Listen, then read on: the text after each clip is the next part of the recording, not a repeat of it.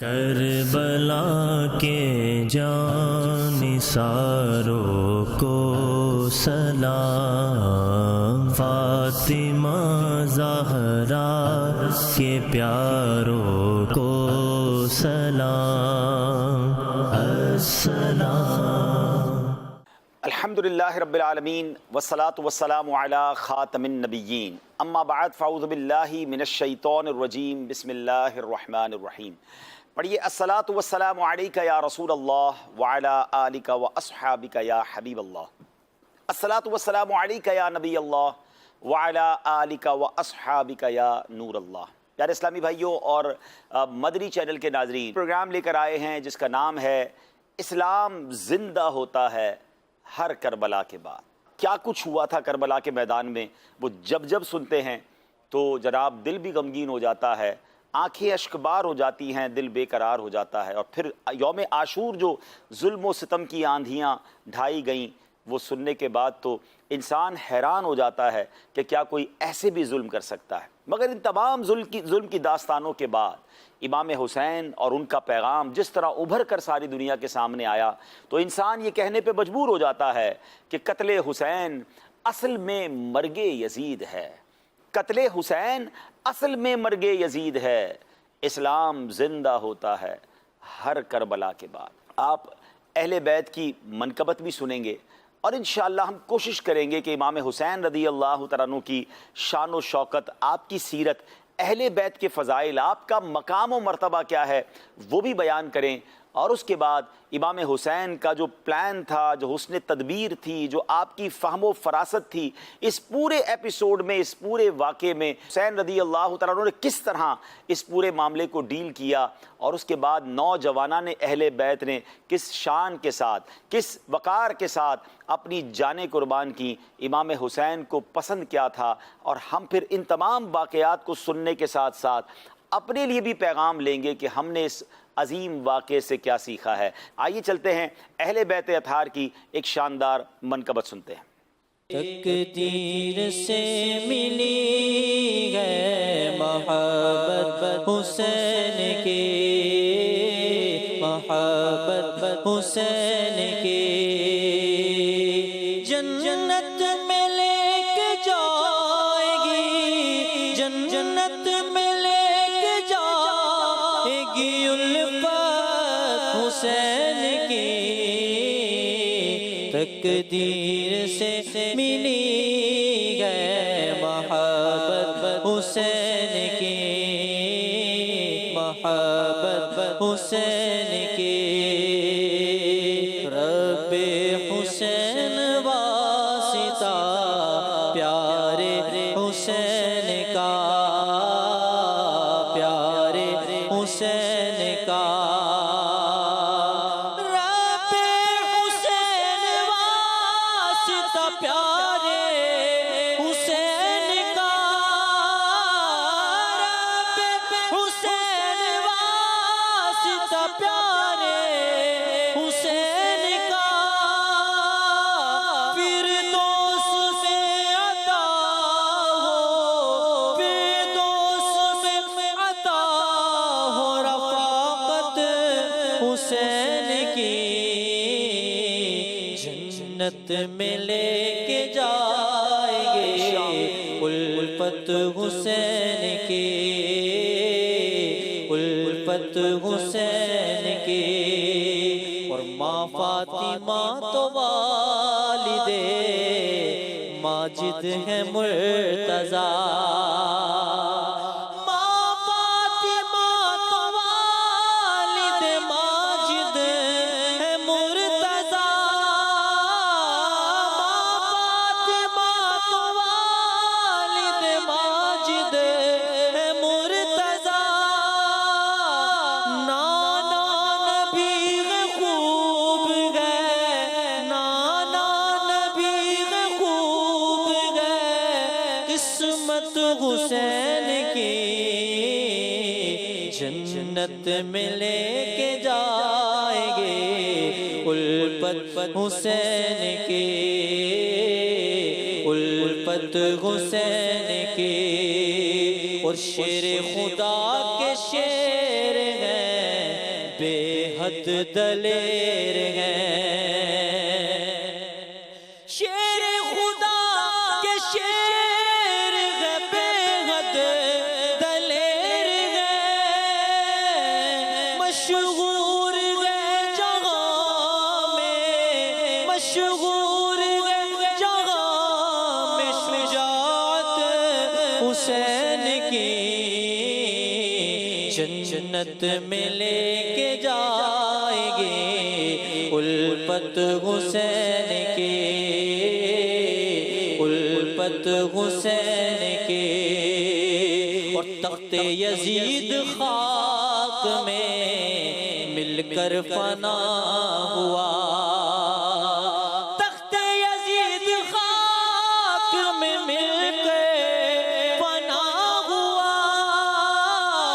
تخت یزید خاک میں مل کر فنا ہوا، ہے آج بھی دلوں پہ حکومت حسین کی، ہے آج بھی دلوں پہ حکومت حسین کے، کنبہ لٹایا جان بھی اپنی نثار کے، کنبہ لٹایا جان بھی اپنی نثار کی، بے مثل و بے مثال، بے مثل و بے مثال شہادت حسین کی، جنت میں لے کے جائیں گے الفت حسین کی، اور دل میں رچا لے عشق تو زہرا کے لال کا، دل میں رچا لے عشق تو زہرا کے لال کا، دل میں رچا لے عشق تو زہرا کے لال کا، محشر میں رنگ لائے گی، محشر میں رنگ لائے گی چاہت حسین کی، جنت میں لے کے جائیں گے الفت حسین کی، اور عطار کی یہ آرزو پوری ہو یا خدا، عطار کی یہ آرزو پوری ہو یا خدا، عطار کی یہ آرزو پوری ہو یا خدا، اس کو دکھا دے خواب میں، اس کو دکھا دے خواب میں صورت حسین کی، مجھ کو دکھا دے خواب میں صورت حسین کی، تقدیر سے ملی ہے محبت حسین کی، جنت میں لے کے جائے گی الفت حسین کی، انشاءاللہ جنت میں لے کے جائے گی الفت حسین کی۔ یہ جو آپ نے منقبت سنی ہے، انشاءاللہ تھوڑی دیر بعد یہ حدیثوں کے ذریعے بھی آپ سن لیں گے کہ جی ہاں، پنجتن پاک کی محبت، اہل بیت کی محبت، نبی پاک کے خاندان سے محبت انشاءاللہ جنت میں لے کر جائے گی۔ وہ کیسے انشاءاللہ بھی آپ آگے سنیں گے، مگر آئیے امام حسین امام علی مقام رضی اللہ تعالیٰ عنہ سے مروی، یعنی آپ ہی راوی ہیں، دو حدیثیں سنتے ہیں، اور وہ حدیثیں ہیں درود پاک کے فضائل پر۔ امام حسین رضی اللہ تعالیٰ عنہ فرماتے ہیں، میرے نانا جان سلطان دو جہان صلی اللہ تعالیٰ علیہ وسلم نے فرمایا، جس کے سامنے میرا ذکر ہوا اور اس نے درود پاک نہ پڑھا، بے شک وہ جنت کا راستہ بھول گیا۔ یعنی درود پاک، نبی پاک کا جب بھی نام سنیں ہمیں درود پاک پڑھنا ہے۔ ایک جگہ امام حسین راوی ہیں کہ نبی پاک علیہ الصلوۃ والسلام نے فرمایا کنجوس ہے وہ شخص جس کے پاس میرا ذکر ہوا پھر اس نے مجھ پر درود نہ پڑھا۔ تو اب اپنی عادت بنا لیں کہ جب سرکار دو عالم صلی اللہ تعالیٰ علیہ وسلم کا نام پاک سنیں تو درود پاک ضرور پیش کیا کریں۔ آئیے محبت کے ساتھ بآواز بلند جہاں جہاں موجود ہیں درود پاک پڑھ لیں۔ صلو علی الحبیب صلی اللہ تعالیٰ علی محمد صلی اللہ علیہ وسلم۔ آج ہم نے جو منقبت سن رہے تھے کہ جنت میں لے کے جائے گی الفت حسین کی، محبت حسین کی، یہ نبی پاک کی فیملی پیارے آقا کے اہل بیت سے محبت کرنے کا حکم تو ہمیں قرآن دیتا ہے۔ جی ہاں، قرآن مجید میں ارشاد ہوتا ہے اِلَّا الْمَوَدَّةَ فِي الْقُرْبَى وَمَن يَقْتَرِفْ حَسَنَةً نَزِدْ لَهُ فِيهَا حُسْنًا۔ آسان ترجمہ قرآن کنز العرفان، مگر قرابت کی محبت اور جو نیک کام کرے ہم اس کے لیے اس میں اور خوبی بڑھا دیں گے۔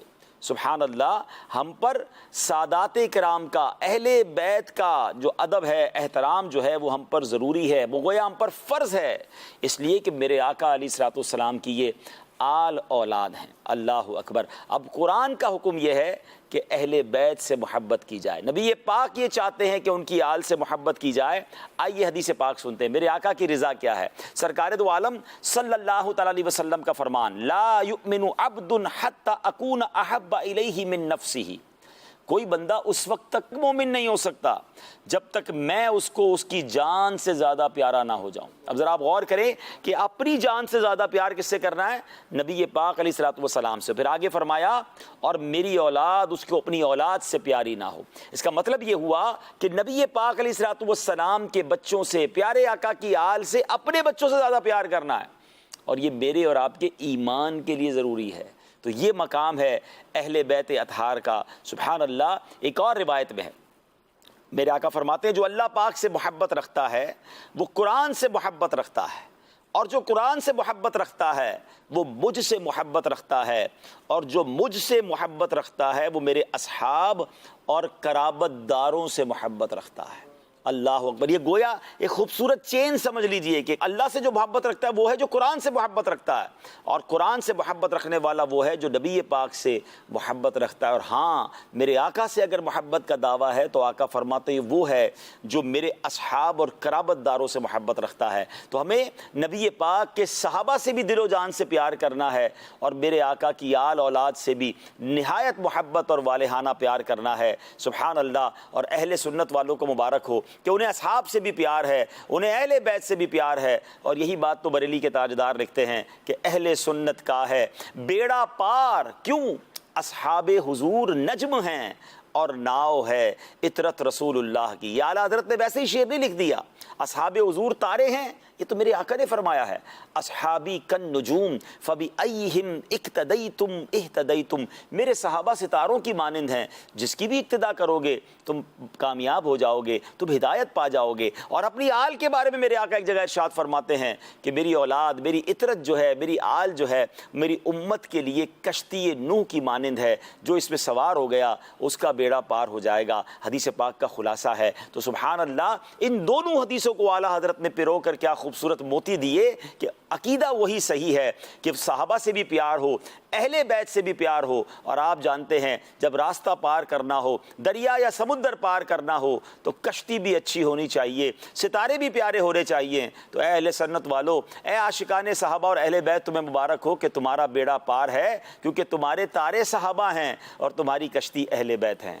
اہل سنت کا بیڑا پار اصحاب حضور، اہل سنت کا بیڑا پار اصحاب حضور، اہل سنت کا بیڑا پار اصحاب حضور، نجم ہے اور ناؤ ہے عطرت رسول اللہ کی۔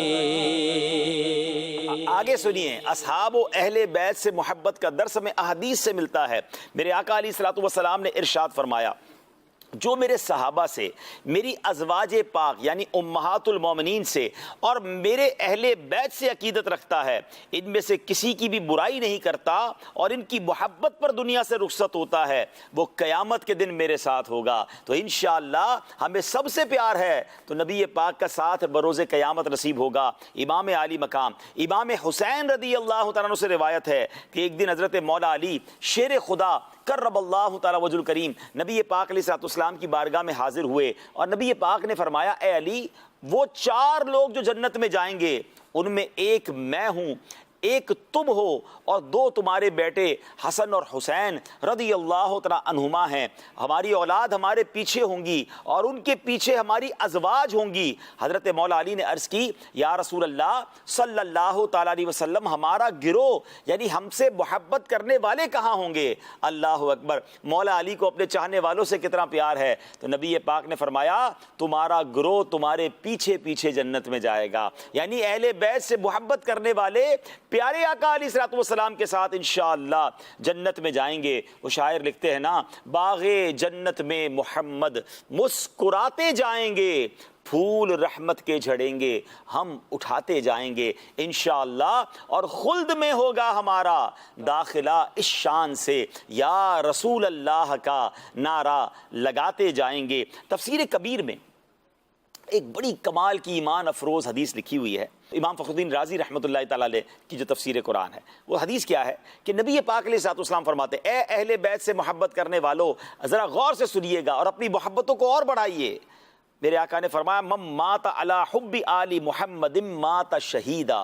آقا فرماتے، سن لو، جو اہل بیت کی محبت پر فوت ہوا وہ شہید ہے۔ الا ومن مات علی حب آل محمد مات مغفورا لہ۔ سن لو، جو اہل بیت کی محبت میں فوت ہوا اس کے گناہ بخش دیے جائیں گے۔ الا ومن مات علی حب آل محمد مات تائبا۔ سن لو، جو شخص اہل بیت کی محبت پر فوت ہوا وہ توبہ کرنے والا ہو کر فوت ہوا۔ الا ومن مات علی حب آل محمد صلی اللہ علیہ وسلم مات مؤمنا مستکمل الایمان۔ سن لو، جو شخص اہل بیت کی محبت پر فوت ہوگا وہ مکمل ایمان کے ساتھ دنیا سے گیا۔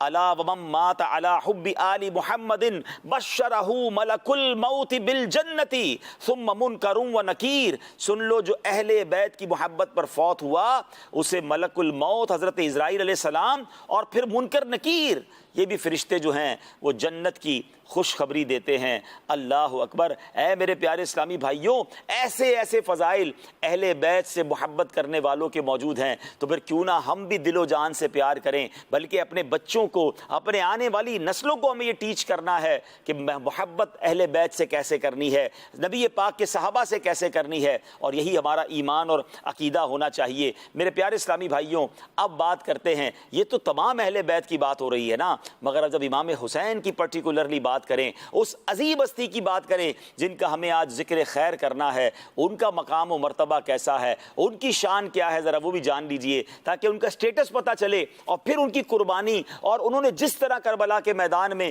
جناب سٹرگل کی ہے، وہ تمام تکالیف صحیح ہیں، اس کو سمجھنا اور زبردست طریقے سے آسان ہو جائے گا۔ سید سلطان کربلا، سید الشہداء، امام عالی مقام، امام عرش مقام، امام حسین رضی اللہ تعالیٰ عنہ، یہ نواسہ رسول ہیں، مولائے کائنات مولا علی جگر گوشائے رسول کے شہزادے ہیں۔ امام حسین 5 شعبان سن 4 ہجری کو مدینہ منورہ میں پیدا ہوئے۔ پیارے آقا علیہ الصلوۃ والسلام نے آپ کا نام حسین اور شبیر رکھا۔ امام حسین کی کنیت ابو عبداللہ ہے اور لقب سبت رسول یعنی نبی پاک علیہ الصلوۃ والسلام کے نواسے، اور ریحانۃ الرسول یعنی نبی پاک علیہ الصلوۃ والسلام کے پھول ہیں۔ اللہ اکبر! یہ وہ عظیم ہستی ہیں جن کو میرے آقا پھولوں کی طرح سونگا کرتے تھے۔ امام حسین اپنے 72 وفادار رفقا کے ساتھ 10 محرم شریف سن 61 ہجری کو میدان کربلا میں یزید پلید کے خلاف حق کی آواز بلند کرتے ہوئے، نانا کے دین پر پہرا دیتے ہوئے، ظلم سہتے ہوئے، دکھ اور غم کے پہاڑ کے سامنے ثابت قدم رہ کر انتہائی عزت کے ساتھ، شجاعت کے ساتھ، شان و شوکت کے ساتھ شہید ہوئے، اور رہتی دنیا تک کے لیے حق پر چلنے کا، دینداری کا، عزت سے جینے، عزت سے مرنے، شجاعت کا، بہادری کا استقامت کا اور صبر و رضا کا سبق دے کر گئے۔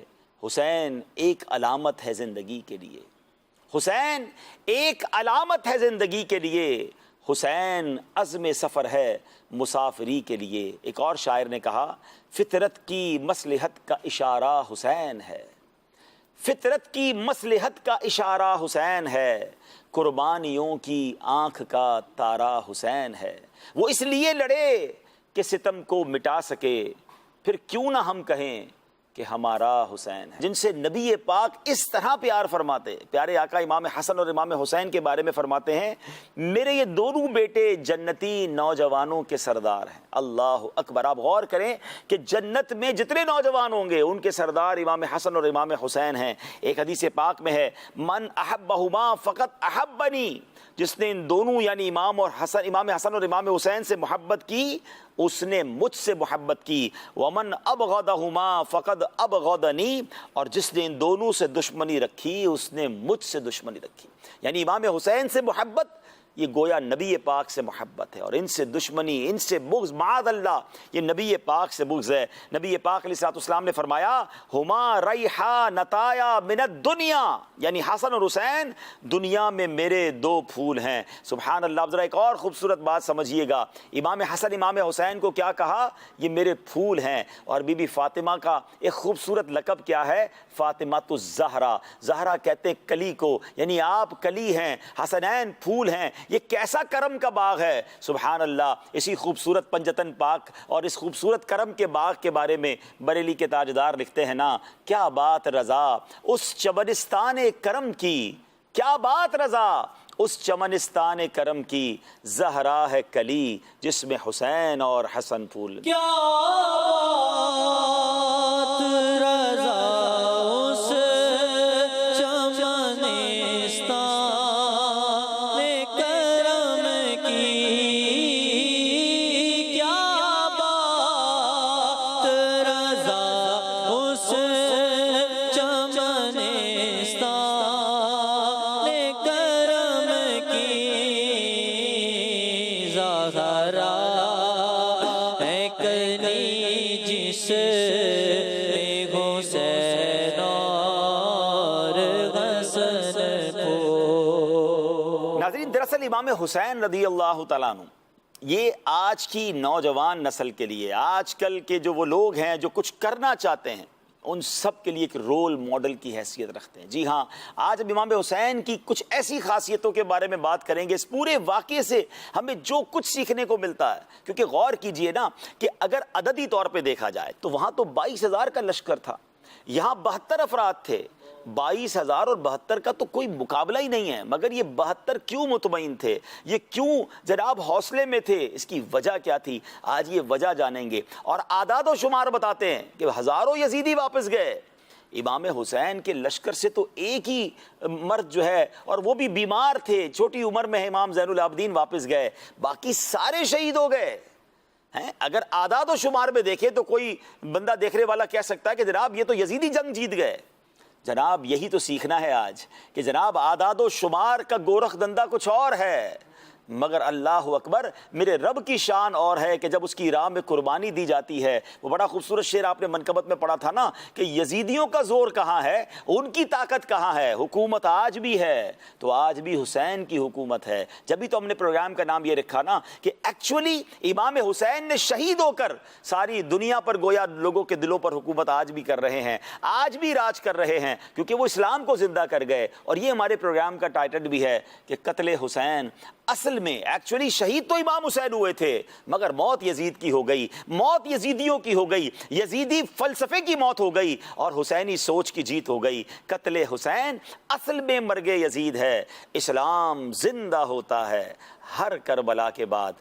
تخت یزید خاک میں مل گئے فنا ہوا، تخت یزید خاک میں مل گئے فنا ہوا، ہے آج بھی دلوں پہ حکومت حسین کی ہے،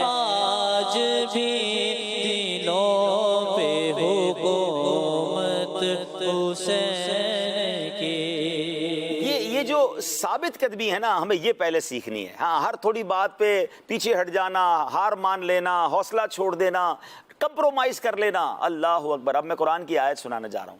اللہ کریم قرآن مجید میں ارشاد فرماتا ہے، سورہ احقاف آیت نمبر 13 اور 14. ارشاد باری تعالیٰ ہوتا ہے، بسم اللہ الرحمن الرحیم، ان الذین قالوا ربنا اللہ ثم استقاموا فلا خوف علیہم ولا هم يحزنون اولئک اصحاب الجنة خالدین فیہا جزاء بما كانوا يعملون. سبحان اللہ. آسان ترجمہ قرآن کنز العرفان. بے شک جنہوں نے کہا ہمارا رب اللہ ہے، پھر اس پر ثابت قدم رہے تو نہ ان پر خوف ہے اور نہ وہ غمگین ہوں گے. وہ جنت والے ہیں، ہمیشہ اس میں رہیں گے، انہیں ان کے اعمال کا بدلہ دیا جائے گا. اللہ اکبر. امام علی مقام، امام عرش مقام، امام حسین رضی اللہ تعالیٰ عنہ، یزید پلید اور اس کی فوج کے سامنے آپ کا کردار کیا تھا؟ آپ حق پر کھڑے رہے، حق پر ثابت قدم رہے، آخری سانس تک حق کی پہرہ داری نہیں چھوڑی. اللہ اکبر. امام حسین نے یہ پورے معاملے میں ہمیں یہ سکھایا ہے کہ یزید پلید فاسق حکمران سے بیعت لینے کی بجائے انکار کر کے امام حسین نے جو لیسن دیا ہے ہم سب کو کہ حق پر قائم رہنا ہے، چاہے تنہا کیوں نہ ہونا پڑے. اور یہی ایمان کا تقاضا ہے. یہاں بہت سارے ان لوگوں کے لیے میسج ہے جو حالات کے آگے ہتھیار ڈال دیتے ہیں. بیرون ملک جاتے ہیں تو کہتے ہیں حالات ایسے ہیں جناب، کرنا پڑتا ہے. کسی ماڈرن ماحول میں جائے تو کہتے ہیں وہاں جناب اسلام کی بات نہیں ہو سکتی، اسلام پر عمل نہیں ہو سکتا، کرنا پڑتا ہے. مارکیٹ میں جائیں، کاروبار کریں، اور کاروبار کے دوران جناب کوئی بڑا نفع آ جائے تو بندہ کہتا ہے کیا کریں، ساری مارکیٹ غلط کر رہی ہے، کرنا پڑتا ہے. پھر کدھر سے حسینی ہوئے ہم ہیں؟ اتنی جلدی کمپرومائز کر لیا. امام حسین کے سامنے ایک ایک کر کے گھر کے افراد شہید ہو رہے ہیں، مگر ایسا لگتا تھا کہ ہر شہادت کے بعد میرے امام کا حوصلہ اور مضبوط ہو رہا تھا، ان کے ارادے اور پختہ ہو رہے تھے. ہم ایک چوٹ پر ہل جاتے ہیں. اور امام حسین نے کربلا کے میدان میں کہتے نا حق ادا کر دیا، حق کا ساتھ کیسا دیا. اب ذرا آگے چلتے ہیں. جب امام حسین کا یزیدی فوج نے راستہ روکا تھا نا ناظرین، تو امام حسین نے خطبہ دیا تھا، اور اس خطبے میں آپ نے گویا ایک پورا اپنا نقشہ، اس پورے معاملے کے اندر جو آپ کے اندر جذبہ تھا نا، جو اس کا یوں سمجھے کہ بیک گراؤنڈ کیا تھا، اس کی غرض و غایت کیا تھی، وہ امام حسین نے چند جملوں میں بیان کر دی.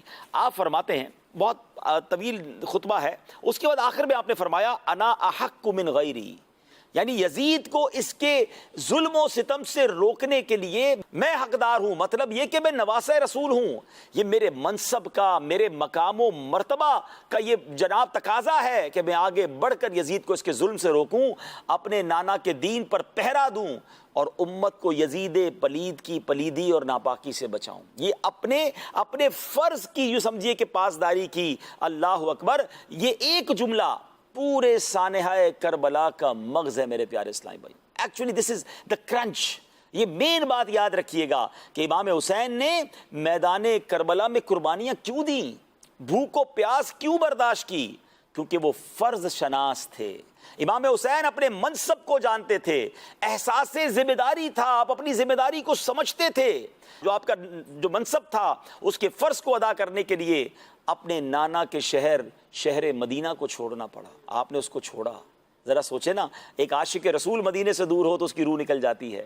جو پیدا ہی مدینے میں ہوئے ہوں، جو اپنے نانا کے جان کے ساتھ ان گلیوں میں گھومے ہوں، جن کی زندگی وہاں گزری ہو، اور اب دین متین کی خاطر اپنی فرض کو ادا کرنے کے لیے آپ نے مدینہ چھوڑا. کیوں؟ آپ کو ذمہ داری کا احساس تھا. پھر آپ نے فرض کی ادائیگی کے لیے مکہ مکرمہ بھی چھوڑا، اور اسی مقصد کی ادائیگی کے لیے آپ کوفے کی طرف روانہ ہوئے. کربلا میں امام حسین کو گھیرا گیا، آپ فرض سے پیچھے نہ ہٹے. پانی بند کر دیا گیا، آپ اپنے اس فرض اور اپنے اس منصب کی ذمہ داری سے پیچھے نہ ہٹے. اللہ اکبر. ہزاروں کی فوج سامنے لا کر کھڑی کر دی گئی، میرے امام فرض سے پیچھے نہ ہٹے.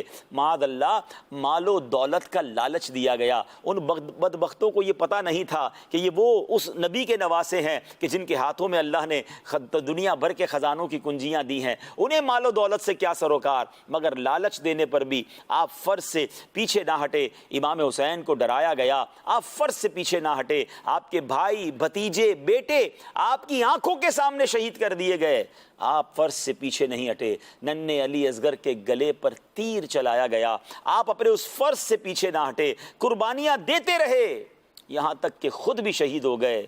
آپ فرض سے پیچھے نہ ہٹے. یہ پورے واقعہ کربلا میں اپنے غلاموں کو درس کیا دے گئے, میسج کیا دیا کہ جب بھی بات ذمہ داریوں کی آ جائے, جب بھی بات فرض کی آ جائے, اس وقت بہانے نہیں بنانے, اس وقت قربانیاں دینی ہیں. اللہ اکبر. ہم اپنے پروگرام میں امام حسین کی باتیں بھی کریں گے, کربلا کا ذکر بھی کریں گے, مگر ساتھ ساتھ خود بھی تو سیکھتے جائیں نا کہ میرے امام اپنے فرض منصبی پر ایسے ڈٹے رہے, سب کچھ چلا گیا مگر اپنی ذمہ داری سے پیچھے نہ ہٹے. مگر آج ہمارا حال کیا ہے؟ سب سے پہلا فرض نماز ہے. کسی کو کہو بھائی نماز کے لیے چلیں, بس وہ ذرا کپڑے ٹھیک نہیں ہیں, آپ چلیں میں آتا ہوں, ابھی ذرا میرا سر درد ہو رہا ہے, بس کل سے شروع کر دوں گا. فرض آ گیا سامنے اور جناب باتیں بنا رہے ہیں, بہانے بنا رہے ہیں, اور پھر ہم کہتے ہیں ہم حسینی ہیں. ارے آپ سوچیں, وہ جان دے دی انہوں نے, آپ وقت کی قربان نہیں کر پا رہے. اور اگر غور کرتے چلے جائیں, روزہ رکھتے وقت کچھ لوگ کہتے ہیں جناب گرمی کے روزے ہیں, کاروبار کا ٹائم ہے, کب کام نہیں ہو پاتا اس لیے روزہ نہیں رکھتا. ارے جناب حلال روزی کمائیے, کہتے ساری مارکیٹ حرام کما رہی ہے. سود کو نئی نئی پیکنگ کے ساتھ لوگ لے کر آ رہے ہیں, کہتے یہ سود نہیں کچھ اور ہے. نہ کریں ایسا پلیز, ہم حسینی ہیں. اور امام حسین نے جس طرح اپنے فرض کو ادا کیا ہے, ارے ہم تو ان کے قدموں کی خاک کی برابر ہیں, بلکہ اس کی برابر بھی نہیں ہیں. ہم تو اپنا سر قربان کر دیتے ان کے قدموں پر, اگر کاش ایسا موقع ملتا. مگر آج تو جو ہم پر فرائض مذہبی, ہماری شریعت نے فرائض ہم پر کیے ہیں, ہم اس پر بھی عمل کرنے کے لیے تیار نہیں ہیں, اور پھر جھوم جھوم کر کہتے ہیں میں پنجتن کا غلام ہوں. میرے پیارے اسلامی بھائیوں, ذرا غور کیجئے نا, کیا امام حسین کو تخت و تاج چاہیے تھا؟ یہ بھی بدقسمتی سے یہ بھی بڑا پرابلم ہے کہ آج کل سوشل میڈیا پر ہر طرح کا آدمی موجود ہے اور لوگ سب کی سن رہے ہیں. خدا کے واسطے آپ عاشقان رسول, عاشقان صحابہ اور اہل بیت علماء کرام کی بات سنیں. جناب یہ معاذ اللہ کنفیوژن پھیلائی جاتی ہے کہ یہ تو تخت و تاج کے لیے لڑائی تھی, یہ تو معاذ اللہ حکومت کے لیے لڑائی تھی. استغفر اللہ. ارے میرے امام کو کیا ضرورت تھی تخت و تاج کی؟ وہ تو تمام نوجوانان جنت کے سردار ہیں, سارے صحابہ آپ سے محبت کرنے والے, اور سبحان اللہ جن کے نانا جان کونین کے والی ہوں, وجہ تخلیق کائنات ہوں, ان کو تخت و تاج کی کیا ضرورت ہے؟ نہیں نہیں, آپ کو اللہ نے جنت کی حکومت اور سرداری عطا کی تھی, یہ دنیا کی عارضی حکومت کی ہرس آپ کو کیسے ہو سکتی ہے؟ مگر غور طلب بات یہ تھی کہ آخر یزید کی بیعت پھر کیوں نہیں کی؟ What was the reason? یہ سمجھنا ہے. کیا یزید کا اور آپ کا کوئی ذاتی اختلاف تھا؟ نہیں, کوئی ذاتی اختلاف نہیں تھا. آپ کو یزید کے کردار سے اختلاف تھا. وہ بدبخت تھا, وہ فاجر تھا, وہ فاسق تھا, وہ بے نمازی تھا, وہ حرام کو حلال کرنا چاہتا تھا, وہ جناب اسلامی معاشرے کی تمام اسلامی اقدار کو تباہ کرنا چاہتا تھا, اور قرآن و سنت کی مخالفت کرتا تھا. امام حسین نے اسی لیے اس کی بیعت نہیں کی اور ایسی لازوال قربانی پیش کی. اب ذرا غور فرمائیے, برے کردار والے سے امام حسین خوش نہیں تھے. میرا اور آپ کا کردار ٹھیک ہے, دیکھیں نا, ساتھ ساتھ سیکھتے بھی جائیے نا. ایک شخص ایسا ہے جس کا برا کردار تھا, اگر یزید برے کردار کا مالک نہ ہوتا اور وہ قرآن و سنت پر عمل کرنے والا ہوتا, امام حسین کو کوئی اعتراض نہ ہوتا. اعتراض اس لیے تھا کہ اس کا کردار بھی برا تھا اور وہ بے عملی کو پھیلانا چاہتا تھا. اب میرے وہ اسلامی بھائی, اسلامی بہنیں غور کر لیں کہ میرا کردار اچھا ہے, کیا میری ذات سے دین پھیلتا ہے, اچھائی پھیلتی ہے, یا جہاں میں جاتا ہوں وہاں برائیاں پھیل رہی ہیں؟ خدا نہ خواستہ اگر کوئی مجھے ایسا سن رہا ہے کہ جس کا اپنا کردار بھی برا, شراب, شباب, بے حیائی, بدکاری, بے نمازی, سود کا کام کرنے والے, جوا, شراب اور غلط کام کرنے والے اگر مجھے کچھ سن رہے ہیں اور میری وجہ سے اور لوگ بھی برے کام کر رہے ہیں, میں سپورٹ کرتا ہوں ان کو برے کاموں میں, تو پھر تو امام حسین مجھ سے بھی ناراض ہو جائیں گے نا. یہ یزیدی طریقہ ہی تو ہے. اب غور کریں, ایک طرف میرا نعرہ ہے میں پنجتن کا غلام ہوں, اور میرا کردار اللہ نہ کرے اگر یزیدیوں والا ہے, تو پھر کیسے قیامت کے دن امام حسین سے, ان کے نانا جان سے ہم شفاعت کے طلبگار ہوں گے؟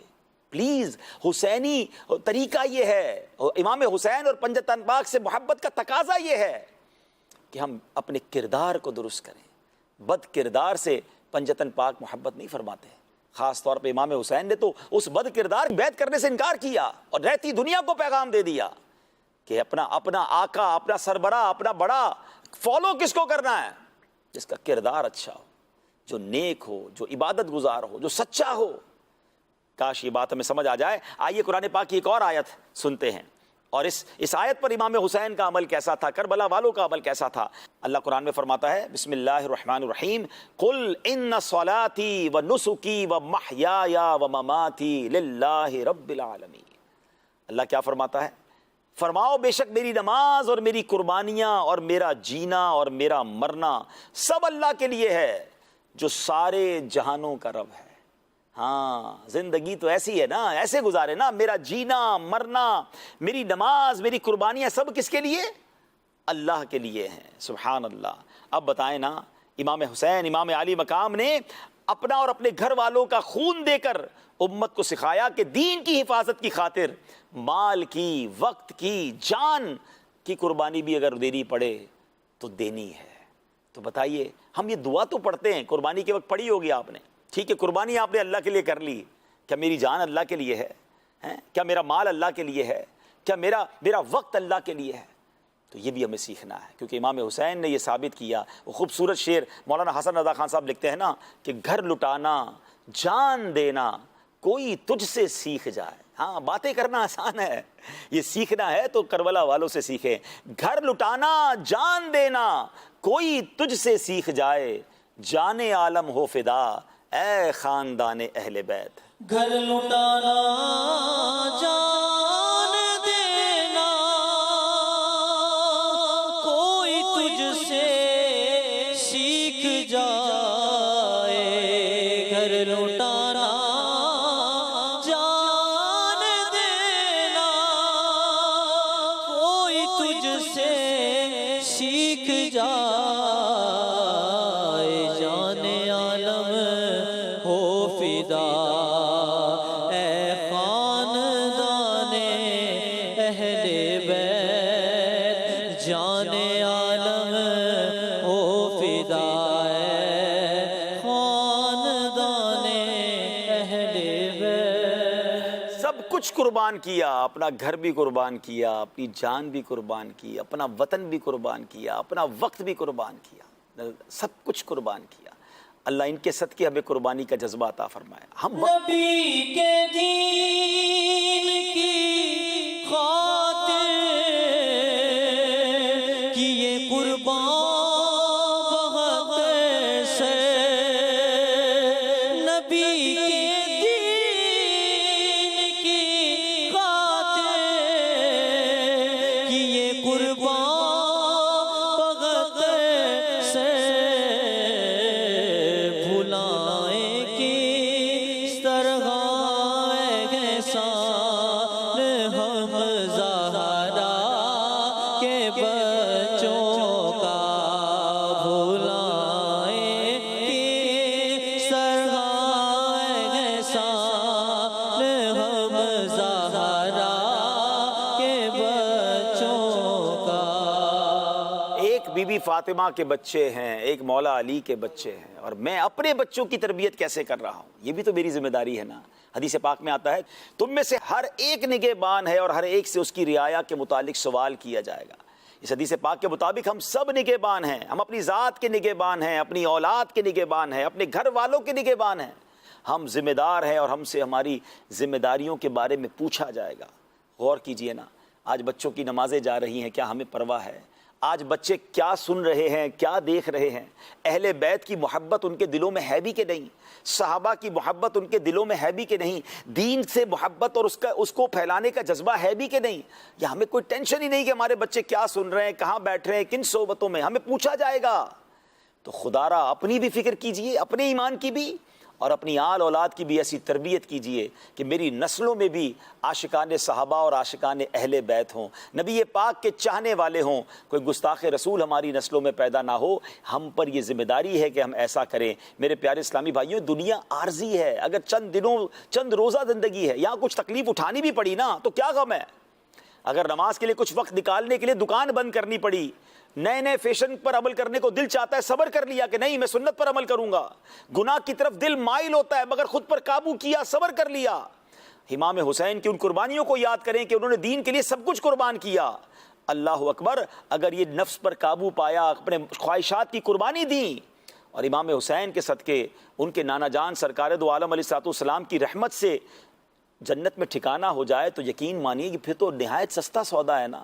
ان کو ناراض کر گئے تو کہاں جائیں گے ہیں؟ انشاءاللہ ان کی رضا والے کام کر کے جائیں گے تو بیڑا پار ہے. شاعر لکھتے ہیں نا وہ تو نہایت سستا سودا بیچ رہے ہیں جنت کا, ہم مفلس کیا مول چکائیں, اپنا ہاتھ ہی خالی ہے. اے میرے پیارے اسلامی بھائیو, ایک اور قرآن پاک کی آیت, امام حسین کی ذات دیکھیں, کربلا والوں کی قربانیاں دیکھیں اور قرآنی آیتیں پڑھتے جائیں. کیا خوبصورت پریکٹیکل ہمیں ان کی لائف نظر آتی ہے. اللہ کریم قرآن مجید میں ارشاد فرماتا ہے, سورہ بقرہ ہے, آیت نمبر 155 ہے. اب یہ آیت تو ان تمام لوگوں کے لیے جو اس وقت کسی پرابلم میں ہیں. کوئی میرا بیمار بھائی یا بہن مجھے سن رہا ہے, کوئی قرضے میں ہے, کوئی جناب کاروبار کی تنگی میں ہے, کسی کو کسی دشمن سے خوف ہے, کسی کی جان میں کوئی پرابلم بیماری آئی ہوئی ہے, یا کوئی مال خراب ہو گیا ہے, کوئی بزنس پرابلم ہے. Please listen carefully. قرآن نے بہت شاندار اور واضح ایک اعلان کیا ہوا ہے اور اس کے آگے انعام کا بھی اعلان کیا ہے. میرے رب کا کلام فرماتا ہے, بسم اللہ الرحمن الرحیم, وَلَنَبْلُوَنَّكُمْ بِشَيْءٍ مِّنَ الْخَوْفِ وَالْجُوعِ وَنَقْصٍ مِّنَ الْأَمْوَالِ وَنَقْصٍ مِّنَ الْأَمْوَالِ وَالْأَنفُسِ وَالثَّمَرَاتِ وَبَشِّرِ الصَّابِرِينَ. اللہ اکبر. ذرا ترجمہ سنیے پھر آپ کا ایمان تازہ ہو جائے گا جو میں نے باتیں بتانی ہیں آپ کو. ترجمہ کنز العرفان. اور ہم ضرور تمہیں کچھ ڈر اور بھوک سے اور کچھ مالوں اور جانوں اور پھلوں کی کمی سے آزمائیں گے اور صبر کرنے والوں کو خوشخبری سنا دو. یعنی یہ ایک ایسا ایگزام ہے, یہ ایک ایسا امتحان ہے جس کا اعلان پہلے ہی قرآن نے کر دیا ہے. 5 چیزیں بھی بیان کر دی ہیں کہ ان قریب تم پر آزمائش آئے گی. ہو سکتا ہے اس پر مدنی چینل کا کوئی ویور اس آزمائش سے گزر رہا ہوگا, کوئی گزر چکا ہوگا اور کسی کی ابھی باری آنے والی ہوگی. یہ زندگی میں امتحان آتے ہی رہیں گے, مگر جو اس امتحان سے پاس ہو جائے گا, آگے قرآن کیا کہتا ہے, وَبَشِّرِ الصَّابِرِينَ, خوشخبری ہے صبر والوں کے لیے. تو اللہ کرے ہمیں سمجھ آ جائے کہ جب بھی کوئی پرابلم آئے, اب ذرا غور کریں, ایسا لگتا ہے کہ کربلا کے میدان میں تو یہ ساری آزمائشیں ایک ساتھ کر دی گئی تھی نا. وہاں خوف بھی تھا, وہاں بھوک بھی تھی, وہاں بیماری بھی تھی, وہاں جناب مالی نقصان بھی ہو رہا تھا. اللہ اکبر. اشیاء خورد و نوش کی بھی کمی تھی, لیکن اہل بیت نے کیسی شاندار صبر و رضا کے پیکر بن کر اس آزمائش کو گزارا. اے میرے پیارے اسلامی بھائیوں, یہ وہ صبر تھا, یہ وہ آزمائش پر, امتحان پر خوبصورت انداز تھا کہ اس پر تاریخ خاموش ہیں اور فرشتے نازاں ہیں کہ کربلا کے میدان میں کیسی صبر و رضا کی داستان رقم کی گئی. مگر دوبارہ میں آتا ہوں, وہ تو کامیاب ہو گئے, وَبَشِّرِ الصَّابِرِينَ کا مژدہ انہیں مل گیا. کیا میں اور آپ بھی کامیاب ہو رہے ہیں, یا ہر مصیبت پر شکوہ ہے, ہر مصیبت پر جناب ہماری زبان پر کوئی نہ کوئی کمپلین آتی ہے. امام عالی مقام تو وہ ہیں, کربلا کی طرف جا رہے تھے نا, آپ گھوڑے پر سوار تھے, دوران سواری آپ پر اونگ طاری ہوئی, ٹھیک ہے نا, تھوڑی دیر کے لیے نیند آئی. جب آنکھ کھلی تو آپ نے کہا انا للہ و انا الیہ راجعون والحمد للہ رب العالمین. ایک بار ایسا ہوا, 2 بار ایسا ہوا, شاید 3 بار ہوا. تو آپ کے بڑے صاحبزادے حضرت علی اکبر حاضر ہوئے اور آ کر عرض کرتے ہیں, بابا جان, یہ آپ بار بار انا للہ و انا الیہ راجعون بھی پڑھتے ہیں اور الحمد للہ رب العالمین بھی کہتے ہیں, اس کی کیا وجہ ہے؟ تو امام حسین نے فرمایا, جب مجھے اونگ آتی ہے تو میں دیکھتا ہوں کہ گھڑ سوار ہے اور وہ گویا یہ کہہ رہا ہے کہ قافلہ آگے بڑھ رہا ہے اور آگے شہادت منتظر ہے, موت قریب آ رہی ہے. تو جب آپ کے بڑے صاحبزادے یہ سنتے ہیں کہ شہادت قریب آ رہی ہے تو وہ عرض کرتے ہیں کہ بابا جان کیا ہم حق پر نہیں ہیں؟ تو امام حسین فرماتے, بیٹا ہم یقیناً خدا کی قسم حق پر ہیں. تو حضرت علی اکبر عرض کرتے ہیں, پھر اللہ کی رضا پر ہم راضی ہیں, ہم شہادت کے لیے راضی ہیں. اللہ اکبر. ناظرین غور کیجئے کہ کیسی باپ اور بیٹے کی گفتگو ہے کہ بیٹے کو والد بتا رہے ہیں کہ شہادت آگے منتظر ہے, اور بیٹا کہتا ہے اگر اللہ کی رضا اس میں ہے تو پھر میں راضی ہوں. آپ کو کچھ یاد آ رہا ہے؟ کسی اور باپ بیٹے کی گفتگو یاد آ رہی ہے؟ جی میں آپ سے پوچھ رہا ہوں. ذوالحجہ میں ہیں کس کی قربانی تھی کہ حضرت ابراہیم علیہ السلام اپنے بیٹے سے پوچھتے ہیں کہ بیٹا میں نے خواب دیکھا ہے کہ میں تمہیں ذبح کر رہا ہوں. اللہ اکبر. اور بیٹے نے کیا جواب دیا تھا کہ بابا جان کیجئے جو رب کا حکم ہے, آپ مجھے صبر کرنے والا پائیں گے.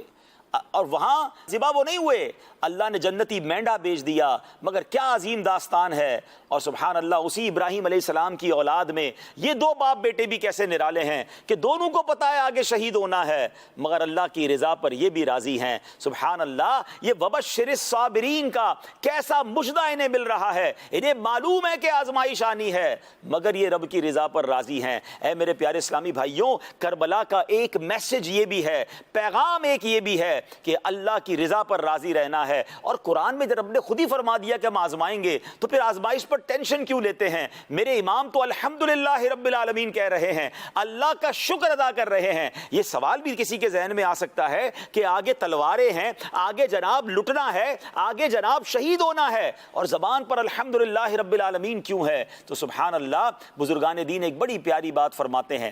بات تھوڑی گہری سی ہے ناظرین, لیکن اگر آج آپ سمجھ جائیں گے تو ایمان تازہ ہو جائے گا, اور اللہ کرے اس عظیم مرتبے کا کوئی ذرہ مجھے بھی نصیب ہو جائے, آپ کو بھی نصیب ہو جائے. اور وہ بات یہ ہے کہ علماء فرماتے ہیں کہ جو عام لوگوں کا مقام صبر ہوتا ہے وہ عارفین کا مقام شکر ہوتا ہے. بات سمجھ آ رہی ہے آپ کو؟ یعنی ہم عام لوگ ہیں نا, ہمیں کوئی تکلیف پہنچتی ہے تو ہمیں کیا حکم ہے؟ صبر کرو.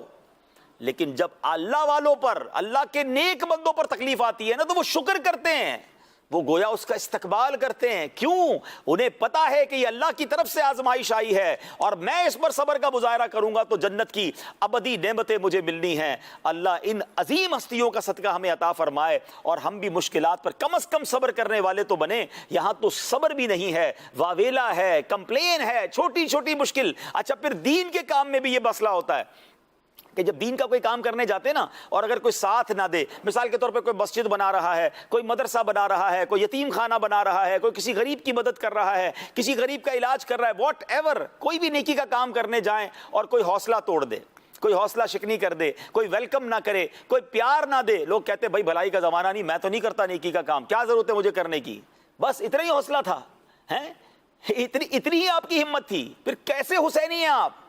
میرے شیخ طریقت امیر اہل سنت لکھتے ہیں نا اپنے کلام میں کہ پیارے مبلغ, معمولی سی مشکل پہ تو گھبراتا ہے, دیکھ حسین نے دین کی خاطر سارا گھر قربان کیا.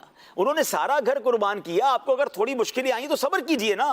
بلکہ مزے کی بات تو یہ ہے کہ بندہ صبر پر انجوائے کرے, مشکل پر یہ انجوائے کرے کہ چلو اللہ کی طرف سے آئی ہے, میں صبر کروں گا تو میرے مرتبے بڑھ جائیں گے. میں ایک حدیث قدسی سناتا ہوں ناظرین, جس کو کہتے ہیں نا لرز جانا چاہیے اس حدیث کو سن کر, رونگٹے بعض اوقات کھڑے ہو جاتے ہیں ایسے کلام سن کر. حدیث قدسی کا مضمون ہے, میرے آقا نے فرمایا کہ رب ارشاد فرماتا ہے, جو بندہ, اب غور سے سنیے گا ناظرین اور ڈریے گا اگر میں اور آپ اگر اس کیٹیگری میں ہیں تو آج سے اس سے نکلنا ہے مجھے اور آپ کو. اللہ فرماتا ہے جو بندہ میری طرف سے آنے والی آزمائش پر صبر نہ کرے, میری طرف سے آنے والی نعمت پر شکر نہ کرے, اور میری تقدیر پر یعنی میرے فیصلوں پر راضی نہ ہو, تو اسے چاہیے کہ کوئی اور رب تلاش کر لے. اب مجھے بتائیے یہ کیسی بندگی ہے؟ یہ کیسے اللہ کو رب بھی مان رہے ہیں اور اس کے فیصلے بھی نہیں مان رہے ہیں, اللہ کو مالک بھی جان رہے ہیں اور اس کی طرف سے آنے والی کسی بھی آزمائش پر واویلا بھی کر رہے ہیں. ایک طرف تو دیکھیں نا, میں ایک ایگزامپل کے ذریعے سمجھاتا ہوں. آپ میں سے بہت سارے والدین مجھے سن رہے ہوں گے, سب سے زیادہ پیار ہم سے کون کرتا ہے؟ ہماری ماں کرتی ہے, ہمارے والد کرتے ہیں. بچپن میں ہم بچوں کو کیا کرتے ہیں, ان کی ویکسینیشن ہوتی ہے نا, انجیکشن لگانے جاتے ہیں. بچہ رو رہا ہوتا ہے, جب انجیکشن لگتا ہے بچہ ہنستا نہیں ہے. کڑوی دوائی پلائی ہوگی ہمارے ماں باپ نے ہمیں, جب ہمیں مزہ نہیں آیا ہوگا, ہم روئے ہوں گے, مگر وہ کڑوی دوائیاں, وہ انجیکشن, کسی بچے کو چوٹ لگ جائے تو ماں باپ ہی ٹانکے دلوانے جاتے ہیں. جب وہ ٹانکے لگاتے ہیں, اسٹچ ہوتے ہیں, ڈاکٹر کرتے ہیں, تو کتنی تکلیف ہوتی ہے. تو کوئی یہ کہتا ہے ماں باپ سے کہ یار آپ کیسے ظالم ہیں, بچے کو ٹانکے لگوا رہے ہیں, یا بچے کو جناب آپ کڑوی دوائیاں پلا رہے ہیں, بچے کو ہر مہینے 2 مہینے بعد جا کے ویکسینیشن کے انجیکشن کیوں لگا رہے ہیں؟ تو ماں باپ یہی جواب دیں گے نا کہ اسی سے محبت ہے, کیونکہ آج تھوڑی سی تکلیف کے بعد آگے بڑی راحت ہے. میرا بچہ بڑی بیماریوں سے بچے گا, میرا بچہ بڑی مشکلوں سے بچے گا, یہ صحت مند ہو جائے گا جب یہ والی دوائیں پیے گا, ورنہ بیمار ہو کر کمزور ہو جائے گا. ارے جب ہماری آنکھوں کے سامنے کچھ دیر کی تکلیف ہمارے ماں باپ ہمیں اس لیے دیتے ہیں, حالانکہ ہماری تکلیف پر وہ لرزنے والے ہیں, وہ دل میں ہم سے بڑی محبت رکھنے والے ہیں, مگر وہ اس لیے دیتے ہیں کہ یہ بچہ اور اسٹرانگ ہو جائے, اور مضبوط ہو جائے, صحت مند ہو جائے, اس کی کی بھلائی کے لیے تکلیف دی جا رہی ہے، تو پھر جس رب نے میرے ماں باپ کے دل میں محبت ڈالی ہے اس رب کے فیصلوں پر کیوں نہیں یقین کر لیتے کہ اگر آج تھوڑی مالی پرابلم آئی ہے، آج کوئی صحت میں پرابلم آئی ہے، آج میرے سر پر دھوپ ہے، سایہ نہیں ہے، میں کسی مشکل میں ہوں، تو جناب یہ میرے رب ہی نے بھیجا ہے نا، وہ تو سب سے زیادہ چاہنے والا ہے، آگے بڑی راحت انتظار کر رہی ہے، آگے بڑا انعام انتظار کر رہا ہے۔ ارے اس نے تو قرآن میں اعلان فرما دیا وَبَشِّرِ الصَّابِرِينَ، صبر کرنے والوں کے لیے خوشخبری ہے۔ مگر ہائے افسوس، جب وہاں سے کوئی مشکل آئی، جب وہاں سے کوئی آزمائش آئی، میرے بھلے کے لیے آئی، مگر ہم نے ناشکری کر کے، بے صبری کر کے، واویلا کر کے، کہیں ایسا تو نہیں کہ وہ سارا ثواب ضائع کر دیا، وہ سارا انعام ضائع کر دیا؟ نہیں میرے پیارے اسلامی بھائیوں، قرآن کے اس اعلان کو سمجھیے، کربلا کے اس واقعے کو سمجھیے کہ جب مشکل آئے گی ہم نے اس مشکل پر صبر کرنا ہے، اللہ کی رضا پر راضی رہنا ہے۔ آپ کو معلوم ہے یہ کیسے باکمال لوگ تھے، یہ کسی تکلیف میں نہیں تھے، یعنی ان کو کوئی پرابلم نہیں تھی، انہوں نے دعا کرنی تھی، فرشتے مدد کو آتے اور یہ سارے یزیدیوں کے سر قلم ہو جاتے۔ امام زین العابدین جب کربلا سے واپس لائے گئے نا، بیمار تھے اور آپ بیڑیوں میں جکڑے ہوئے تھے۔ ایک شخص آیا ان کے پاس اور کہتے ہیں مجھے بڑا افسوس ہے، میں آپ کو دیکھ کر بہت فیل کر رہا ہوں کہ کاش میں آپ کی کوئی مدد کر سکتا، کہ اتنی بڑی ہستی ہیں آپ، آل رسول ہیں اور آپ بیڑیوں سے جکڑے ہوئے ہیں۔ امام زین العابدین مسکرائے اور آپ فرماتے ہیں میرے لیے کوئی مشکل نہیں ہے۔ آپ نے ہاتھ ہلائے تو تمام بیڑیاں اتر گئیں، تمام زنجیریں دور ہو گئیں اور آپ نے خود دوبارہ پھیر لیں۔ فرمایا یہ میرا اختیاری ہے، ہم دعا کریں تو ہمارے لیے کوئی مشکل نہیں ہے۔ اچھا یہ کتنے بڑا کمال کی بات ہے کہ آپ کے پاس اختیار ہی نہیں اور آپ ظلم سہ رہے ہیں، آپ کہیں میں کر ہی کچھ نہیں سکتا، وہ الگ بات ہے، اور آپ کے پاس سارے اختیار ہیں، مگر رب کی رضا یہ ہے کہ شہید ہونا ہے، رب کی رضا یہ ہے کہ تکلیف اٹھانی ہے، میرے رب کی رضا یہ ہے کہ جناب پیاسے گلے کٹوانے ہیں، تو وہ سارا خاندان رب کی رضا پر راضی ہے اور میں چھوٹی سی مشکل پر چیخنے لگ جاتا ہوں۔ کاش ہم کربلا کا یہ پیغام، یہ صبر کا پیغام لے جائیں اور اپنے دل کو تسلی دیں۔ اگر آپ کسی تکلیف میں ہیں، اگر آپ کسی مشکل میں ہیں، تو یاد رکھیے ہر رات کے بعد صبح ہے، ہر اندھیرے کے بعد اجالا ہے، ہر تکلیف کے بعد راحت ہے۔ بس یہ تکلیف کا ٹائم ہے، صبر سے گزار لیجیے گا، ہمت سے گزاریے گا، کربلا والوں کو یاد رکھ کے گزاریے گا، بلکہ بار بار اپنے رب کی بارگاہ میں عرض کیجیے گا مولا میں تیری رضا پر راضی ہوں، اے رب تو جس حال میں رکھے میں راضی ہوں۔ آپ غور کیجئے، جو بندہ تکلیف میں بھی رب کو یہ کہہ رہا ہو کہ مولا میں تیری رضا میں راضی ہوں، تو وہ تو ارحم الراحمین ہے، وہ جناب رحمتوں کو نازل فرمانے والا ہے، پھر اپنے بندے پر کیسی خاص کرم نوازی فرمائے گا۔ اللہ کرے ہم یہ بات سمجھ جائیں، آمین، بجاہ النبی الامین صلی اللہ تعالی علیہ وسلم۔ کربلا کے جانثاروں کو سلام، فاطمہ زہرا کے پیاروں کو سلام، السلام